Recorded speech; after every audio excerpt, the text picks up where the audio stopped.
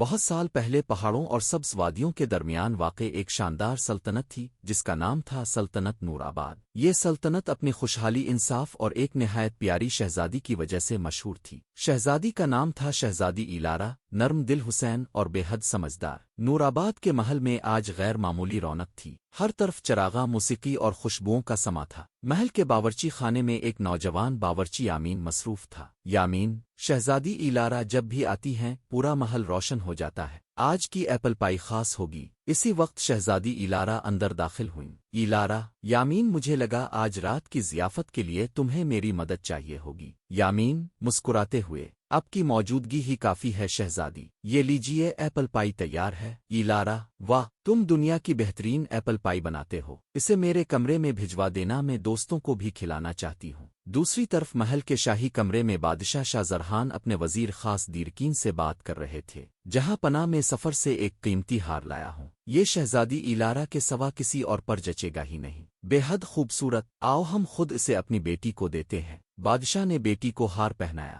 سب خوش تھے مگر کوئی نہیں جانتا تھا کہ یہی ہار ایک خوفناک راز چھپائے ہوئے ہے۔ اسی رات ضیافت کے بعد شہزادی ایلارا اپنے کمرے میں سو گئیں، لیکن اگلی صبح وہ جاگ نہ سکیں۔ ڈاکٹر، حکیم، جادوگر سب آ گئے، مگر شہزادی گہری نیند میں تھیں جیسے رکہیں اور قید ہو۔ مہینوں گزر گئے، کبھی کبھی ان کے لب ہلتے جیسے کچھ کہنا چاہ رہی ہوں مگر آنکھیں نہ کھلتیں۔ آخر ایک بزرگ حکیم نے مشورہ دیا، حکیم، شہزادی زندگی اور موت کے بیچ ہیں، انہیں ایک مقدس حفاظتی صندوق میں رکھنا ہوگا، شاید روح واپس آ جائے۔ چاندی اور قدیم لکڑی سے ایک خاص صندوق تیار کیا گیا، ہر رات ایک سپاہی پہرا دیتا مگر ہر رات وہ چیختا ہوا بھاگ جاتا۔ افواہ پھیل گئی، شہزادی میں کوئی آسیب ہے۔ ایک دن پہرا دینے کی باری آئی نوجوان سپاہی افراز کی، وہ کمرے میں داخل ہوا سرد ہو گئی، صندوق ہلکا سا لرزا مگر افراز بھاگا نہیں۔ اس نے شہزادی کی مدھم کرا سنی۔ افراز، دل میں یہ آسیب نہیں، یہ درد ہے۔ افراز نے بادشاہ سے کہا،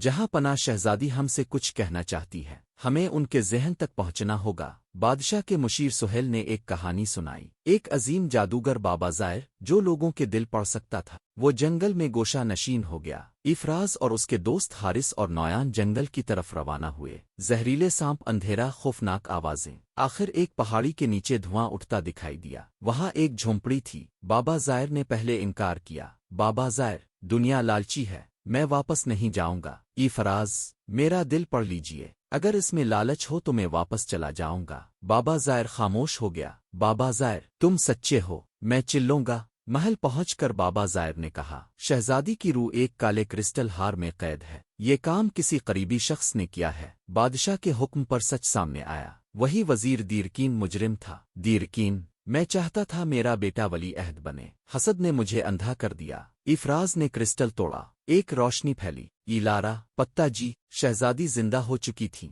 بادشاہ کی آنکھوں میں آنسو تھے۔ دیرکین کو سزا ملی، بابا زائر واپس جنگل لوٹ گئے، اور افراز، اسے شاہی محافظ کا سربراہ بنا دیا گیا۔ نور آباد میں پھر خوشیاں لوٹ آئیں۔